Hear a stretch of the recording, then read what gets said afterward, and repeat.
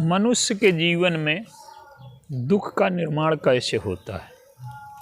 एक दृष्टांत है मारीच का। मारीच जब आता है तो 3 चीज़ों की सृष्टि करता है वो। एक प्रलोभन, दूसरा संशय, तीसरा भ्रम। तो कुछ जो दुख हैं नासमझी से, भ्रम से, अज्ञान से हमारे जीवन में आते हैं, और कुछ दुख जो हैं वासना से, अंतःकरण के बिगड़ जाने से, इससे आते हैं। और कुछ दुख जब हमारा कर्म बिगड़ जाता है, क्रिया बिगड़ जाती है, इससे आते हैं। तो कर्म के संदर्भ में मारीच प्रलोभन है,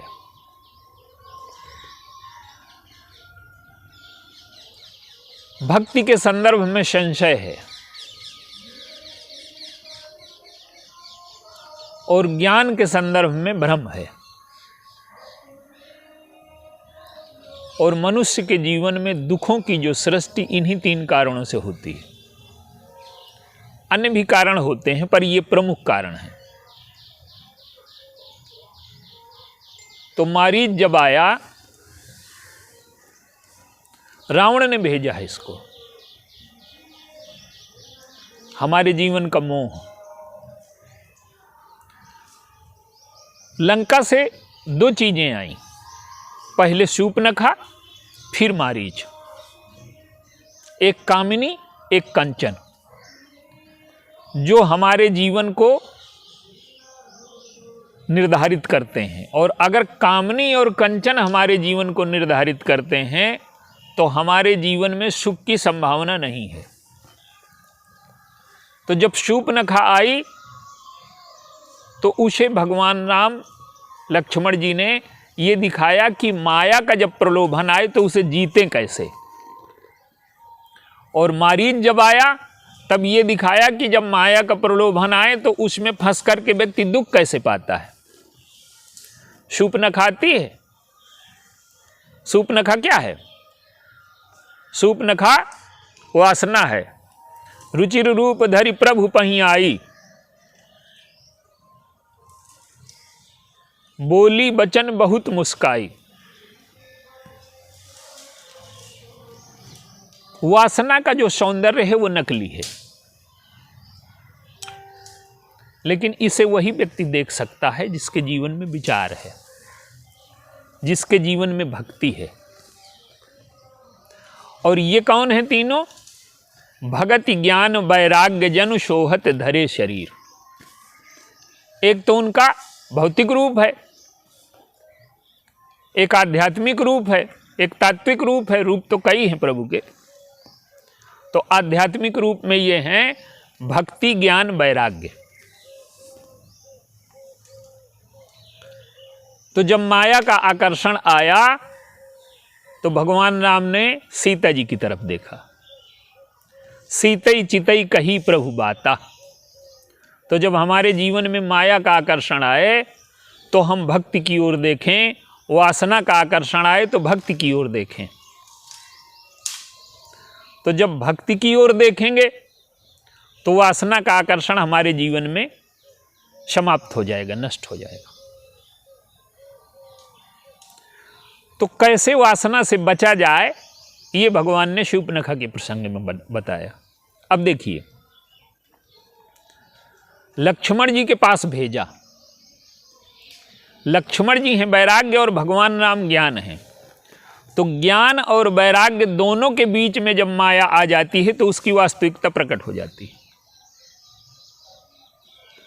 तो ज्ञान ने अपने बचाव के लिए भक्ति का सहारा लिया, और जब लक्ष्मण जी के पास गई तो लक्ष्मण जी भगवान राम की ओर देखते हैं।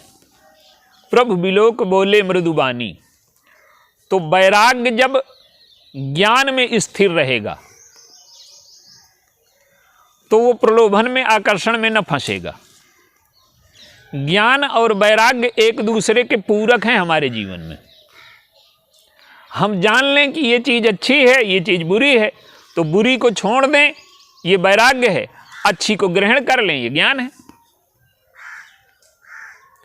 और जिसके जीवन में ज्ञान है और वैराग्य नहीं है, उसका ज्ञान किसी काम का नहीं है। जनकपुर में उदाहरण आता है, नृप सब भय जोग उपहासी, और जैसे बिनु विराग सन्यासी। राजा उपहास के योग्य हो गए, जैसे सन्यासी बिना वैराग्य के। उसे पुस्तकीय ज्ञान तो है। आज के जीवन की विडंबना यही है कि जीवन में पुस्तक का ज्ञान है, शास्त्र का ज्ञान है, पर वैराग्य नहीं। तो ज्ञान और वैराग्य एक दूसरे के पूरक हैं। वैराग्य ना होगा तो ज्ञान का कोई अर्थ नहीं है, और ज्ञान ना होगा तो वैराग्य का कोई अर्थ नहीं।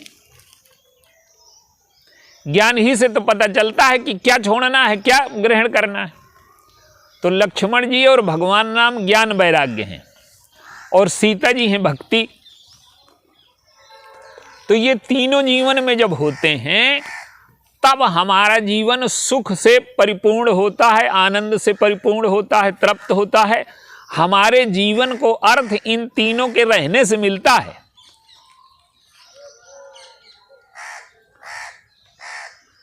तो अब वैराग्य जो लक्ष्मण जी हैं, तो उन्होंने क्या किया? वासना की कुरूपता को प्रकट कर दिया। देखिए, वासना कुरूप होती है, उसकी कुरूपता को लोग देख नहीं पाते, इसलिए तो उसमें फंस जाते हैं। और जो वासना की कुरूपता को देख लेते हैं, तो शूर्पणखा जब आई तब ये दिखाया गया कि इससे बचें कैसे। शूर्पणखा तीनों चीजों की सृष्टि करती है। भ्रम की सृष्टि करती है नकली रूप बना करके, प्रलोभन की सृष्टि करती है, लंका से आई हूं,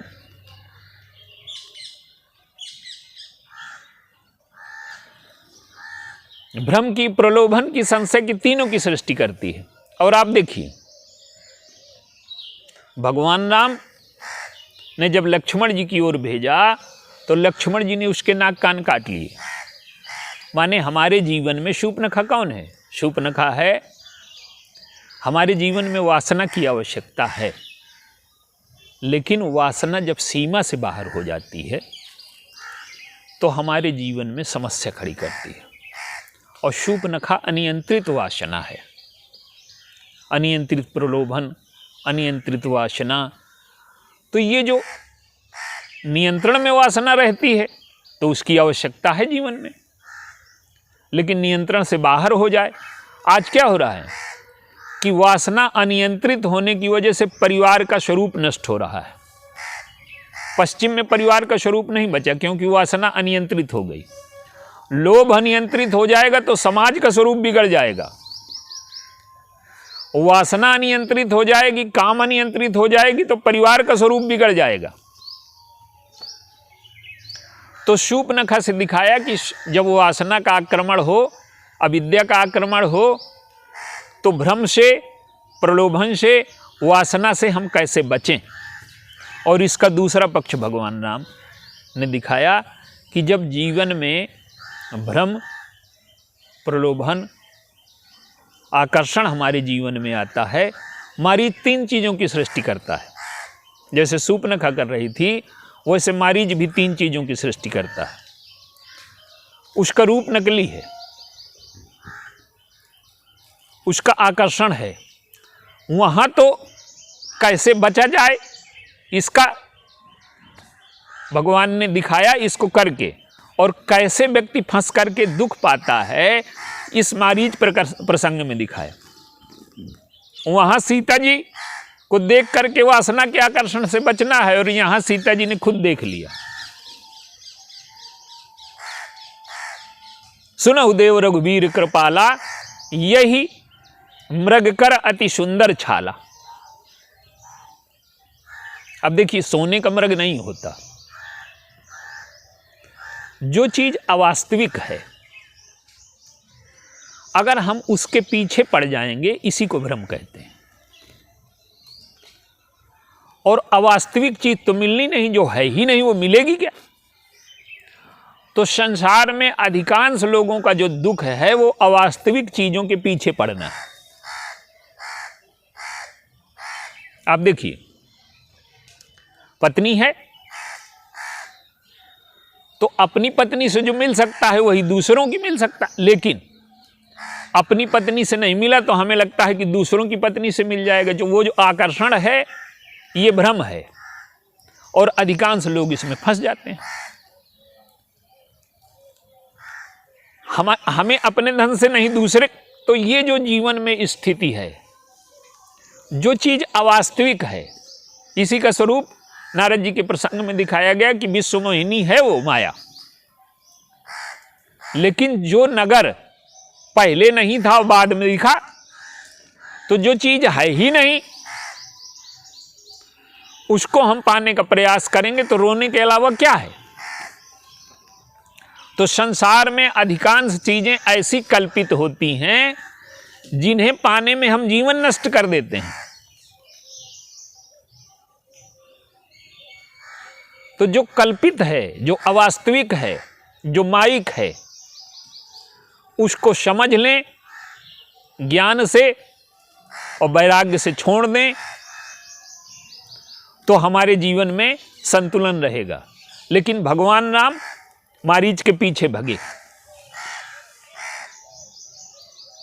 जब ज्ञान भ्रम के पीछे भगेगा, प्रलोभन के पीछे भगेगा, तो वो ज्ञान रह जाएगा क्या।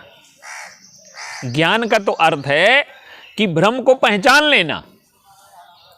तो जब ज्ञान भ्रम के पीछे भगता है तो वो ज्ञान ही नहीं है। भगवान राम ने साधना में ये सब दिखाया। तो ज्ञान जब भ्रम के पीछे, प्रलोभन के पीछे भगता है तो ज्ञान संकट में पड़ जाता है। और मारीच ने दूसरी एक चीज की सृष्टि की, क्या कि उसने भगवान राम के स्वर में पुकारा तो सीता जी के हृदय में संशय की सृष्टि हो गई। ज्ञान सुरक्षित तब रहेगा जब वो भ्रम को पहचान ले, और भक्ति सुरक्षित तब रहेगी जब उसके जीवन में विश्वास रहे और संशय का उदय न हो। तो जब भगवान के बल के प्रति संशय हो गया और संत के चरित्र के प्रति संशय हो गया, लक्ष्मण जी से कहा कि जाओ तुम्हारे भाई संकट में हैं, तो लक्ष्मण जी हंस रहे हैं। भृगुड विलास सृष्टि लय होई, सपने हो संकट परे की सोई। सीता जी में संशय की सृष्टि हो गई। तो जब भक्ति तो तभी सुरक्षित रहेगी जब ज्ञान और वैराग्य दोनों हो। ज्ञान एक बार चला भी जाए पर वैराग्य जीवन में हो तो भक्ति सुरक्षित रहेगी। भक्ति की रक्षा अगर ज्ञान और वैराग्य दोनों नहीं है तो नहीं हो सकती। वैराग्य ढाल है और ज्ञान तलवार है। विरति चर्म असिमोह, विरति चर्म असि ज्ञान लोभ मोह रिपुमार, जय पाई सो हरि भगति। वैराग्य की ढाल और ज्ञान की तलवार, और लोभ मोह आदि शत्रुओं को मार देना। और जब इनको हम मार देते हैं तब हमारे जीवन में भक्ति आती है। तो भक्ति कब सुरक्षित रहेगी कि ज्ञान वैराग्य दोनों रहें, और ज्ञान न रहे तो कम से कम वैराग्य तो रहे। भक्ति का अर्थ ही यह है कि जो राग संसार की ओर जा रहा है वो ईश्वर की ओर जाने लगे, वही भक्ति हो गई। तो वैराग्य क्या करता है कि संसार की ओर जाने वाले राग को रोक देता है, और ईश्वर की ओर जब राग जाने लगता है वही भक्ति हो जाता है। राग तो सबके पास है, पर हमारा राग संसार से है कि ईश्वर से है। अब वैराग्य चला गया, जब वैराग्य चला गया तो भक्ति भी संकट में पड़ गई। भक्ति देवी लंका में बंदनी हो गई, ज्ञान और वैराग्य रो रहे हैं। तो ये हमारे जीवन की दशा है, जिसके जीवन में भी ये संशय, प्रलोभन और भ्रम आ जाएंगे। ठीक यही चीज अयोध्या में होती है। मंथरा का, शूर्पणखा का, मारीच का, ये सारे लगभग एक ही स्वरूप हैं। ये मंथरा भी भ्रम की सृष्टि करती है, संशय की सृष्टि करती है, प्रलोभन की सृष्टि करती है, लेकिन वहां जो है केवल निकाले गए ज्ञान, भक्ति, वैराग्य, ये अयोध्या से निकाल दिए गए। लेकिन दंडक वन में और संकट में है। तो जिसके जीवन में काम, क्रोध, लोभ का आकर्षण है, काम, क्रोध, लोभ विद्यमान है, उसके जीवन में सुख नहीं होगा। तो जो मारीच है ये वास्तव में होता नहीं है। ये सोने का मृग, न किसी ने सुना न देखा, लेकिन उसके प्रति आकर्षण हो जाना।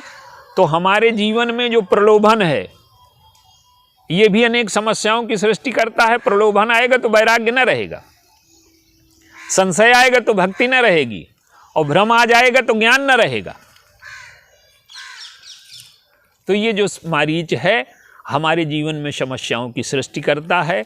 और हमारे जीवन में दुख कैसे आता है, तो हम इसे पहचाने कि अधिकांश दुख भ्रम, नासमझी की वजह से आते हैं। और दूसरे प्रकार के जो दुख हैं वो वासना से, अंतःकरण जब हमारा दूषित हो जाता है उससे आते हैं। और कुछ दोष हमारे चरित्र में, प्रलोभन में, जब हमारे चरित्र में प्रलोभन आ जाता है, क्रिया पीछे हो जाती है, लोभ आगे हो जाता है, तो हमारा जीवन दूषित हो जाता है, हमारे जीवन में दुख की सृष्टि हो जाती है। तो शूर्पणखा से कैसे बचा जाए और मारीच में कैसे फंस करके व्यक्ति दुख पाता है, अगर इन दो चरित्रों को हम समझ लें तो हमारे जीवन में दुख की अनेक समस्याओं का समाधान हो सकता है। बोलिए सियावर।